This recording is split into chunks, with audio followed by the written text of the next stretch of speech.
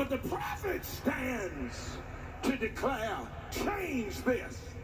He says, because you are the people of God, no matter how you want to face it, slice it, or dice it, you are the people of God, and there's something that's required of you. What the Lord's not interested in some of the stuff you do. The Lord requires something of you. Oh, look at somebody and say, what is it? I got to preface one by telling you this, because he's speaking to the nation. He's speaking to really a religious community. And what he's saying...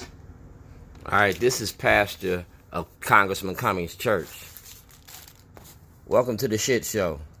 When I got locked up in 2011, I went to Congressman Cummings' church on February the 2nd, 2011.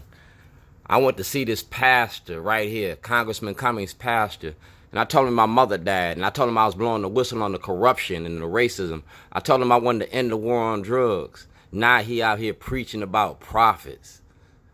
Like I told you, welcome to the shit show. I talked to this pastor, and they told me that they couldn't help me. They couldn't do nothing for me. Now he talking that bullshit.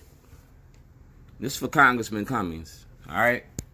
I got a meeting with Congressman Cummings, and we're going to talk about racism and corruption.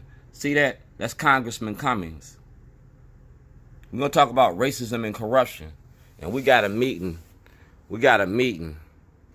And I'm a prophet, because I'm prophesizing my freedom. I'm fighting for my freedom.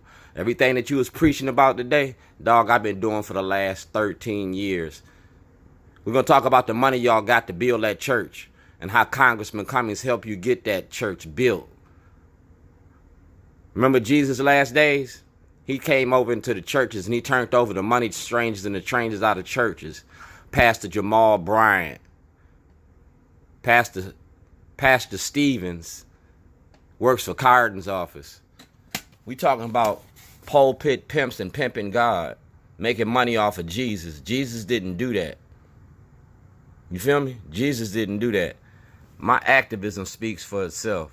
I call it my Jesus trick when I feed the multitude. I call it my Jesus trick when I confront these politicians. I call it my Jesus trick because I've been living in face of and enjoying my favor. You understand?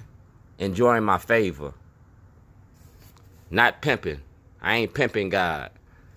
This shit has to stop. You got to stop pimping God.